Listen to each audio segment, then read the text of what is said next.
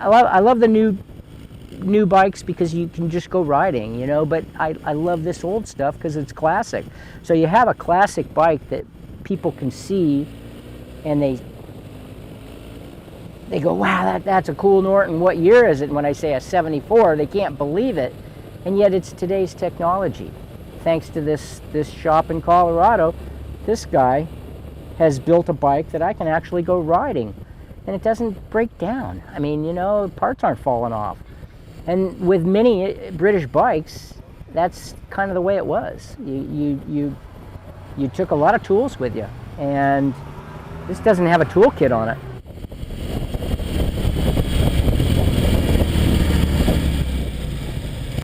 Hey, good morning. This is Bill Greene. I'm here for the Moto channel, and here in Southern California at sunny Capistrano Beach, and here to talk about my Norton Commando. This is a 1974 Norton Commando that's been re-engineered by Matt Rambo at Colorado Norton Works. He and his incredible crew put these bikes together and they re-engineer them to an unbelievable degree. We started with this 74, which was a stock bike but real dirty, and it was a labor of love. It took about a year and I waited for quite a while, but here it is and it's done. I've got 1,000 miles on it now. The bike runs beautifully. I couldn't be happier.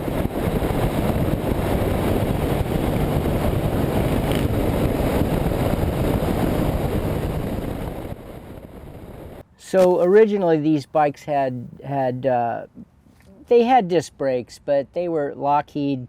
They didn't work real well, and today's technology is so much better. So he puts Italian Brembos, which are really the best in the world. These Excel rims they're perfect in every way, and Buchanan's does such a great job lacing them up.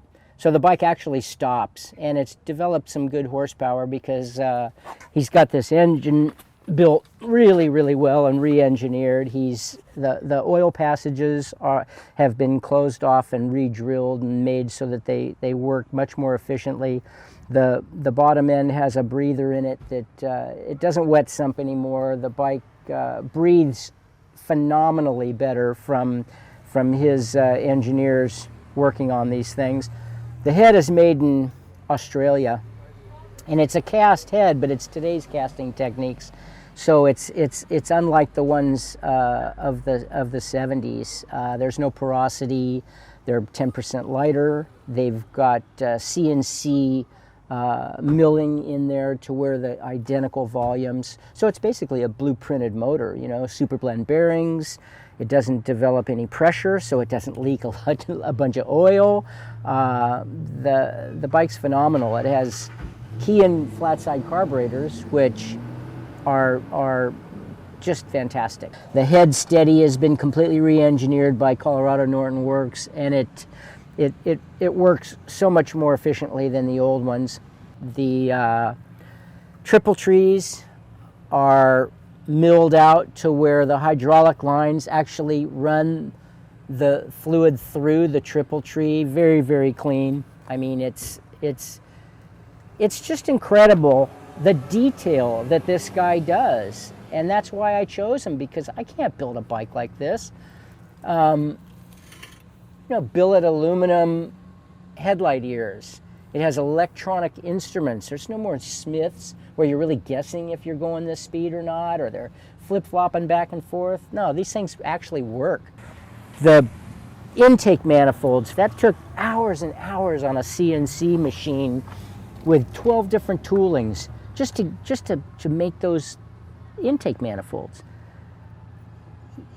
The list goes on and on and on. It has electronic ignition, Tri-Spark, also from Australia. He's gone through the trans and completely redesigned, not redesigned, but rebuilt the trans and done some nice mods to it. The clutch is a hydraulic clutch, uses Honda instruments. So, I mean, yeah, this is a Norton, but at the same time, the only thing Whitworth on it are the head bolts. The head bolts are Whitworth, but he's gone with American Standard on all the fasteners. So You know, it doesn't take, you know, special tools here in America to wrench on the thing.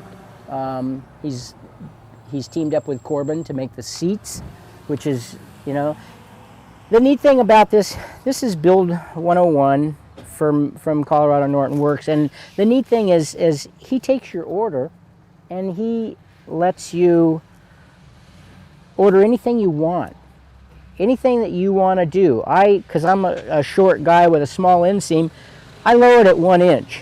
I lowered it 1 inch because it's just a little bit easier to get on the bike and handle, and I kind of like that because, you know, I can get my feet on the ground. I chose the painted primary because I really like the contrast. I think that thing just looks so sharp, and you can polish the aluminum and they look good too. There's no question, but it's individuality, and that's the neat thing about Colorado Norton Works. This is an oilless primary case, so it doesn't leak. There's a belt drive in there. He's modified this thing completely. It's got a couple of holes in the front for air, and it's completely modified. Well, the Hagon shocks are certainly not original to the machine. Those are far superior to the old stuff that Norton came up with, and it has progressive rate suspension in the fork tubes, and those work really, really well. Again, those Excel rims from Buchanan, they look like the old Acrons, which all the racer guys used, but they're round. It's kind of nice. Yeah, they actually work. So, Bridgestone Battle Axe tires. This thing gets over pretty good. I even modified it a little bit.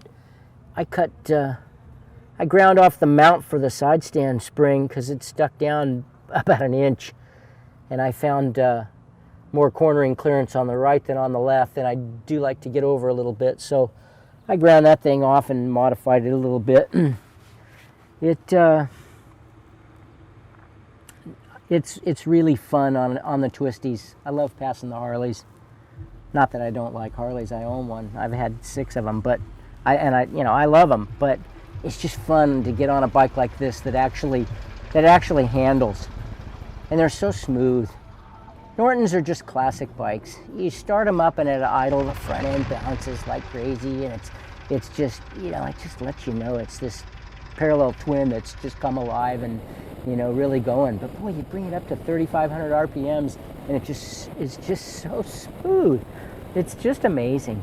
I can't say enough about how much detail and how much re-engineering has gone into this machine from Matt.